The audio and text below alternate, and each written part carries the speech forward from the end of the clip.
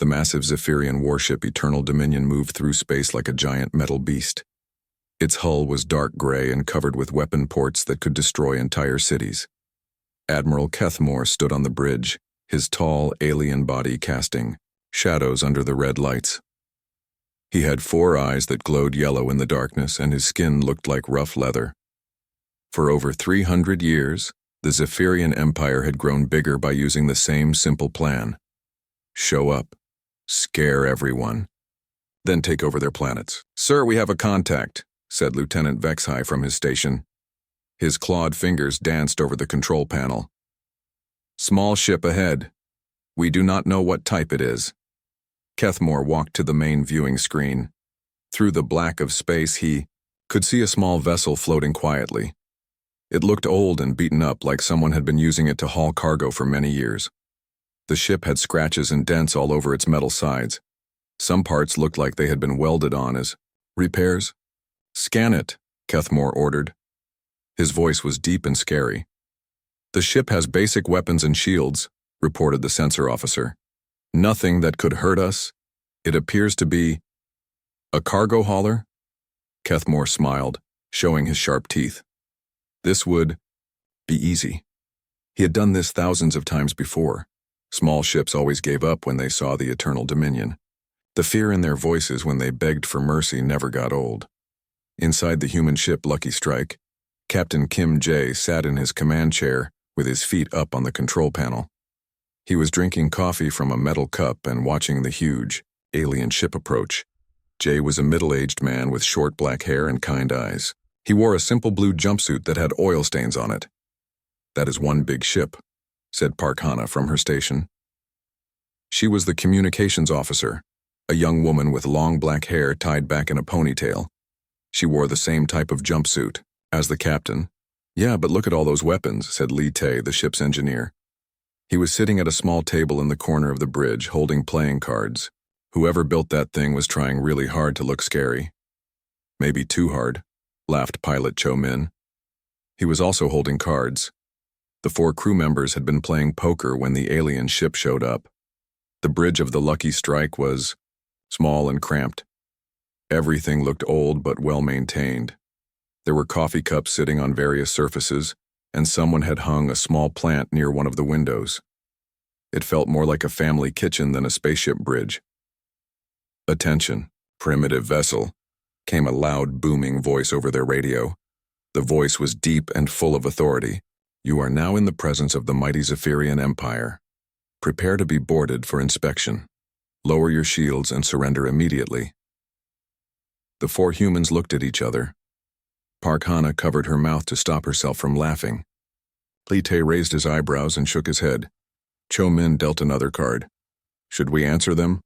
Hana asked, trying to keep her voice steady.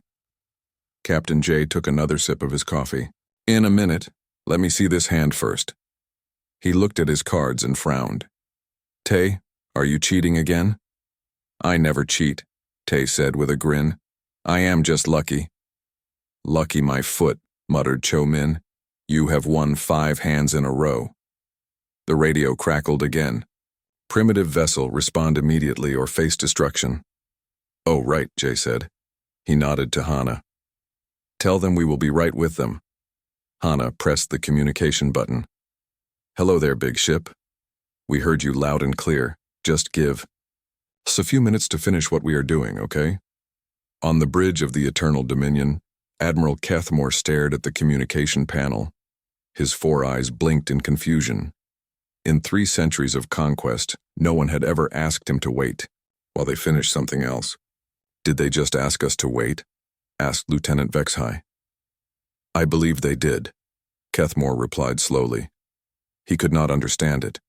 Every other species had either run away in terror or begged for mercy the moment they saw his ship.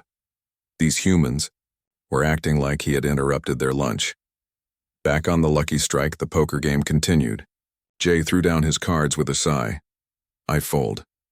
Your luck is too good today, Tae." "Maybe it is skill," Tae said, collecting the small pile of credits in the center of the table. "Or cheating," added Cho Min. "Hey, alien ship," Hana called into her microphone. Sorry about that. What can we do for you today? Admiral Kethmore felt his anger rising. These primitive beings were treating him like a door-to-door salesman. You will surrender your vessel immediately, or we will destroy you. Destroy us? Jay asked, looking genuinely curious. That seems a bit extreme. Did we do something wrong? Are we in your parking spot or something? The Admiral's mandibles clicked. Together, which was what Zephyrians did when they were very confused or very angry. Sometimes both. Admiral Kethmore felt his patience running out like water from a broken bucket. These humans were not acting the way conquered species were supposed to act. They should be afraid. They should be begging. Instead, they were asking if they were in his parking spot. You do not understand the situation, Kethmore said into his communication device. His voice got deeper and more threatening. We are the Zephyrian Empire. We have conquered 1,000 worlds. You will bow before our power. On the human ship, Captain Kim J scratched his head. Bow? That sounds uncomfortable in zero gravity. Plus, we are sitting down right now. Lee Tae laughed so hard he almost choked on his coffee. Captain, I think they want us to be scared. Oh, Jay said, as if he just understood something simple. Are you trying to frighten us? You should have said so earlier. Admiral Kethmore decided to show these foolish humans what real power looked like. He had done this demonstration many times before. It always worked. After seeing what Zephyrian weapons could do, even the bravest warriors would surrender. Weapons officer, he commanded. Target the asteroid at coordinates 774. Target locked, Admiral, came the reply. Fire the main cannon. Show these primitives what happens to those who do not respect the Empire. The Eternal Dominion turned slightly to face a large asteroid floating nearby. The asteroid was about the size of a small mountain, made of rock and metal. It had been floating in space for millions of years, minding its own business. The main cannon charged up with a sound like thunder. Energy crackled along the barrel, glowing bright blue. Then, with a flash that lit up the darkness of space, the weapon fired. The beam was so bright it hurt to look at directly. It struck the asteroid and completely destroyed it in less than 2 seconds. Where there had been solid rock, now there was only glowing dust and tiny pieces floating away. The weapon was powerful enough to level an entire city. It was the kind of power that made entire planets surrender without a fight. Admiral Kethmore smiled with satisfaction. Now the humans would understand who they were dealing with. Ooh, pretty, came Park Hana's voice over the radio. She sounded genuinely excited, like someone watching fireworks. Kethmore blinked all 4 of his eyes. Pretty? That was beautiful, Hana continued. Look how the dust sparkles in the light. Do it again. Do it again? The Admiral repeated. He felt like he was losing his mind. Captain J leaned toward his microphone. Nice light show, Admiral. We do something. Similar for our mining operations back home. This is not a mining operation, Kethmore growled. His voice was getting higher, which was what happened when Zephyrians got frustrated. This is a demonstration of Imperial might. That weapon could destroy your entire ship in an instant. Oh, I am sure it could, Jay agreed politely. It looks very well made, good engineering. But if we are showing off weapons, he turned to Lee Tae, who was still sitting at the card table. Tae, show our new friends our mining charges. Tae grinned and walked over to his engineering station. Which ones, Captain? The small ones or the medium ones? Let us start with the small ones. We do not want to be rude. Tae pressed a few buttons on his control panel. Mining charges armed, selecting targets. The Lucky Strike was equipped with mining tools because it used to work in the asteroid belt. The ship could break apart rocks to get to the valuable metals inside. It was not built for war, but the tools worked just as well on asteroids whether you were mining or showing off. 3 smaller asteroids floated nearby. Tae targeted all of them at once, firing in 3, 2, 1. The mining charges shot out from the human ship. They were much smaller than the Zephyrian weapon, but they were also much faster. Each charge hit its target and exploded. All 3 asteroids disappeared at exactly the same time, leaving behind perfectly clean space. The Lucky Strike did not even shake from the recoil. The ship was built to handle mining blasts much bigger than these. Those are just our standard charges. Captain J explained over the radio. We use the bigger ones for actual mining work. The really big ones can crack open asteroids the size of your ship. Lee Tae leaned toward his microphone. Hey, do you guys do birthday parties? My nephew would love a show like this. He is turning 8 next month. Admiral Kethmore stared at his tactical display. The readings showed that the human weapons had just produced 3 times more destruction than his main cannon, using much less energy, and they were talking about birthday parties. Your weapons, he said slowly. How many do you have? Oh, lots, Tae replied cheerfully. This ship can carry about 200 mining charges, plus we have the big drilling laser, the rock crusher, and the emergency charges. Emergency charges? In case we run into really big rocks, Jay explained. You know how it is. Kethmore did not know how it was. In 300 years of conquest, he had never met anyone who casually carried enough firepower to level a city, and called it mining equipment. Admiral Kethmore felt like his brain was melting. These humans had just shown him weapons that were better than his own, and they were treating it like a casual hobby. He needed to regain control of this situation before it got completely out of hand. Lieutenant Vexhai, he ordered, his voice shaking with anger. Send the signal. Summon the entire Third Fleet. Sir? Vexhai looked confused. The entire fleet? For one small cargo ship? Do it now, Kethmore shouted. His 4 eyes were glowing brighter than usual, which happened when Zephyrians got really angry or really scared. Right now, he was both. The lieutenant pressed several buttons on his control panel. Across space, 11 more Zephyrian dreadnoughts received the emergency signal. Within minutes, they began appearing out of hyperspace jumps.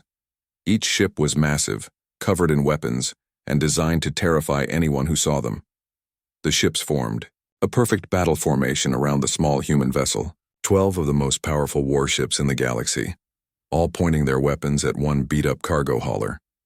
It was like using 12 hammers to crack a single nut. On the bridge of the Lucky Strike, pilot Cho Min looked up from his instrument panel. Captain, we have company. Captain Kim Jae walked over to the main viewing screen. Through the transparent metal, he could see the huge alien ships surrounding them. Each one was at least 10 times bigger than the Lucky Strike. Their hulls were dark and covered with weapon ports that glowed red in the darkness. Wow, Jay said, whistling softly. That is a lot of ships. Getting pretty crowded out here. Park, Hana counted them on her scanner. 12 total, Captain. All of them are pointing weapons at us. Rude, commented Lee Tae from his engineering station. Did we forget to use our turn signal or something? Admiral Kethmore opened a communication channel to all the ships in his fleet. His voice boomed across space, carried by powerful transmitters to every vessel in the area. Attention, human ship. You are now surrounded by the Third Fleet of the Zephyrian Empire. You cannot escape, you cannot fight, you cannot win. This is your final warning. Surrender now or be destroyed. The bridge of the Lucky Strike was quiet for a moment. Then Captain J shrugged. Admiral, are you guys here for the cultural exchange program? He asked politely. We have been expecting visitors, but usually they send us a message first. Kethmore blinked all 4 eyes. Cultural exchange program? Yeah, Earth has a whole department for meeting new alien species. They love this stuff. Very organized people. Park Hana looked at her communication panel. Several new signals were appearing on her screen. Captain, I'm getting messages from Earth Defense Grid. They want to know if our guests need escort service. Earth Defense Grid?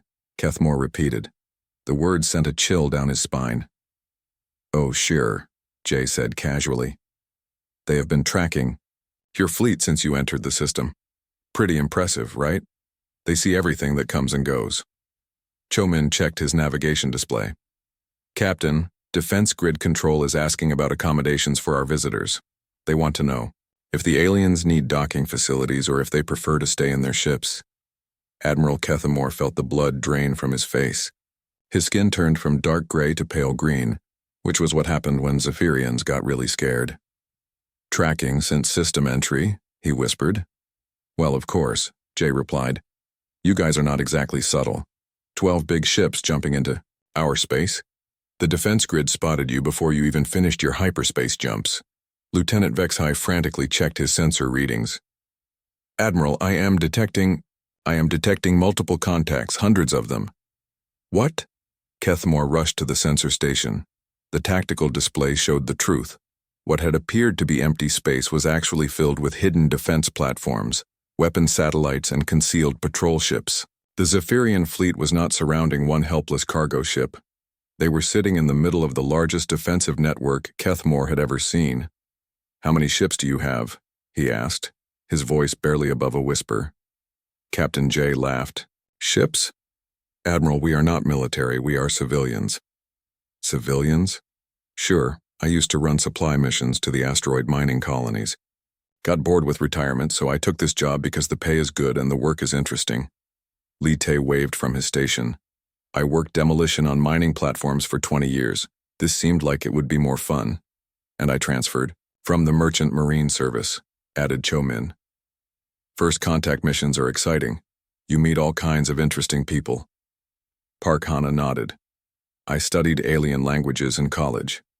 This job lets me practice what I learned. Admiral Kethmore stared at them. You are telling me that you treat encounters with superior military forces as entertainment? Superior?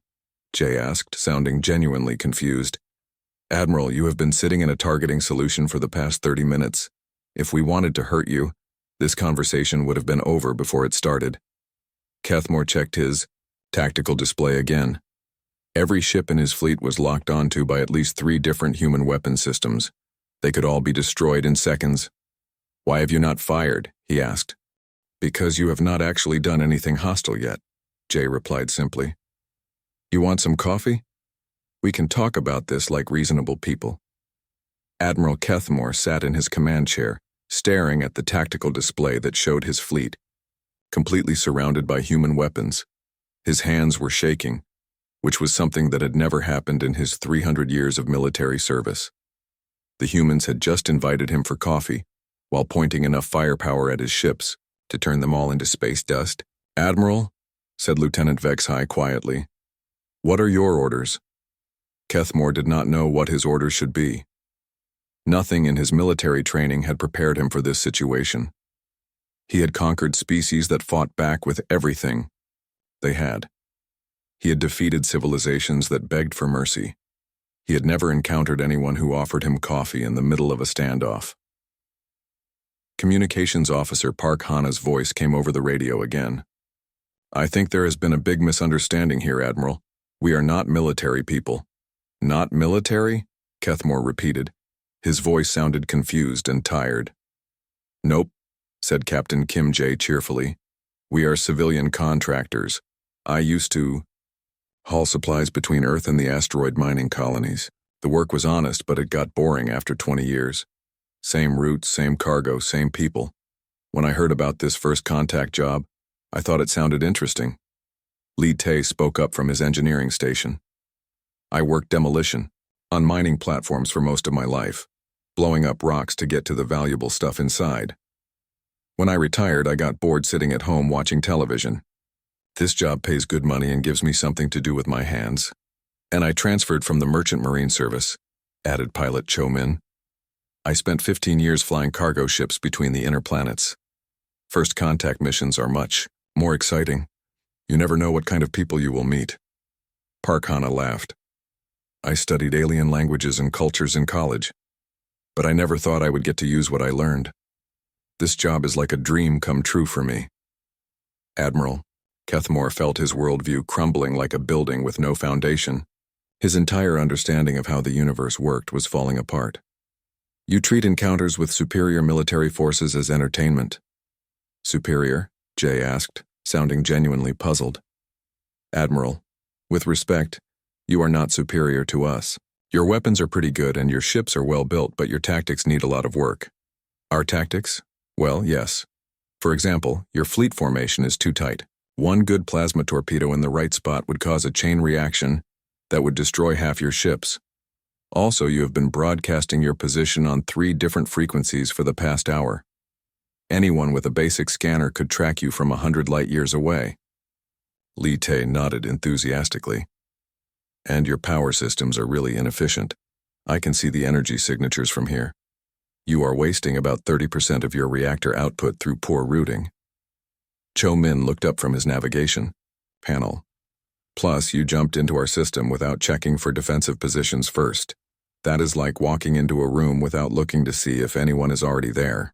We could help you fix these problems, offered Park Hana.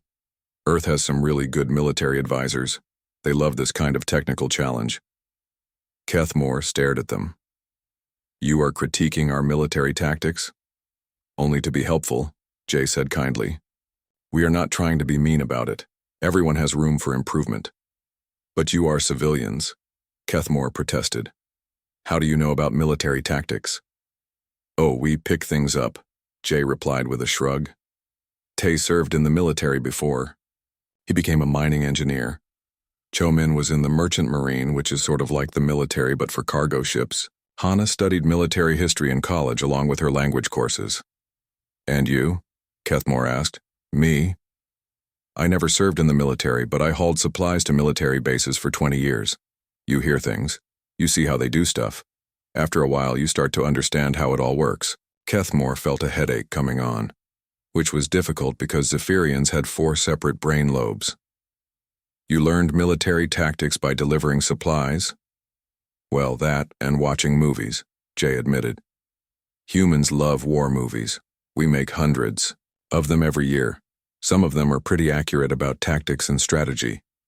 You learned to fight from entertainment programs? Not really learned to fight, Jay corrected. We learned to think about fighting. There is a difference. We are not warriors, Admiral. We are just people who have seen enough to know good tactics from bad ones. Li Tay grinned. Plus, we grew up playing war games. Every human kid plays with toy soldiers and pretends to be a general. It teaches you to think about these things. Admiral Kethmore realized he was dealing with something he had never encountered before. These humans were not soldiers, but they understood warfare better than many of his officers. They were not trying to conquer anyone, but they had weapons that could destroy his entire fleet. They were not afraid of him, but they were not hostile either. What do you want from us? He asked finally. Want? Jay sounded surprised. We do not want anything from you, Admiral. We just want to be friends. Maybe learn about your culture. Share some stories. See if we can establish trade relations. You want to trade with us? Sure. We are always looking for new technology. New ideas, new recipes. Do you guys have any good food? We love trying new food. Admiral Kethmore found himself sitting in the strangest place he had ever been in his 300 years of military service. The mess hall of the human ship Lucky. Strike was small and cramped with metal tables and chairs that had seen better days. The walls were covered with pictures of Earth, family photos, and what looked like certificates for mining safety courses. He was holding a cup of something the humans called coffee. It was hot, bitter, and somehow made him feel more awake than he had in years. The liquid was black as space and smelled like burned plants, but it was not entirely unpleasant. See, right there, Captain Kim Jae said, pointing at a small screen that showed the weapon demonstration from earlier. Your formation is too tight. One good plasma torpedo, and you would lose half your fleet to secondary explosions. Engineering. Li Tay nodded and took a sip of his own coffee. And your power routing is really inefficient. We could show you some improvements that would increase your weapon output by at least 20%. Your intimidation technique needs work too, added Communications Officer Park Hana. She was eating something she called a sandwich, which appeared to be food pressed between 2 pieces of bread. The booming voice is good, but your timing is off. You need to let the fear build up before you make your demands. Pilot Cho Min laughed. Also, you should probably not surround civilian ships with your entire fleet. It makes you look desperate. Admiral Kethmore stared at these humans who were discussing his military tactics like they were talking about cooking recipes. You are not afraid of us at all. Should we be? Jay asked, looking genuinely curious. You seem like reasonable people. A little dramatic, maybe, but reasonable. We are the Zephyrian Empire, Kethmore said weakly. We have conquered 1,000 worlds. That is impressive, Hana said politely. But you have not conquered us. And honestly, from what we have seen, you probably could not if you wanted to. Not That we think you want to, Tay added quickly. You seem too smart for that. Kethmore felt his headache getting worse. Too smart? Well, yes, Jay explained. Anyone smart enough to build ships like yours would be smart enough to realize that conquering Earth would be more trouble than it is worth. We are stubborn, we fight dirty, and we hold grudges for a really long time. Plus, we are scattered across dozens of star systems now, Cho Min added. Even if you could take Earth, you would never get all of us. And why would you want to? Hana asked. Conquest is so much work. You have to occupy the planet, deal with rebellions, manage the local government. It is much easier to just be friends and trade with each other. Kethmore had never thought about conquest being work before. He had always seen it as a natural part of how the universe worked. Strong species took what they wanted from weak species. But these humans were making it sound like a business decision. What do you want to trade? He asked. Oh, all kinds of things, Jay said enthusiastically. Technology, art, music, food, stories. We love learning about new cultures. Food? Kethmore was confused. You want to trade food? Sure. Do you have any good recipes? We love trying new dishes. Tay leaned forward. I make a great kimchi stew. It is spicy and fermented. Very traditional Korean food. I could teach your people how to make it. And I know some excellent barbecue techniques, added Cho Min. Nothing brings people together like good food. Admiral Kethmore realized he was experiencing something he had never felt before. These humans were not interested in his power or his weapons or his ability to destroy planets. They wanted to know about his culture and share their own. What about entertainment? Hana asked. Do you have movies or books or music? We have historical records, Kethmore said slowly. Historical records sound boring, Jay said with a laugh. What about stories? Do you tell stories to your children? Kethmore thought about this. We have tales of great battles and conquests. That is a start, Hana said encouragingly. We have stories about battles too, but we also have stories about love and friendship and adventure. Stories that make you laugh or cry or think about life. Stories that make you cry. Kethmore was puzzled. Why would you want to cry? Because it feels good sometimes, Tay explained. Crying helps you understand your emotions. It makes you feel connected to other people. Emotions are weakness, Kethmore said automatically. It was something every Zephyrian military officer learned. No, emotions are strength, Jay corrected gently. They help you understand what is important. They help you make friends. They help you know who you can trust. Kethmore looked around the small mess hall. The humans were relaxed and comfortable, even though they were surrounded by his fleet. They had invited him into their home and shared their food and their stories. They had treated him like a guest instead of an enemy. I do not understand you, he admitted. That is okay, Hana said with a smile. We do not understand you either, but that is what makes this interesting. We can learn from each other. Would you like to visit Earth? Jay asked. We could show you around, introduce you to more people. Admiral Kethmore realized that for the first time in his life, he was curious about something other than conquest. These humans had shown him a different way to think about the universe. Maybe there was more to life than fear and power. Yes, he said quietly. I would like that very much.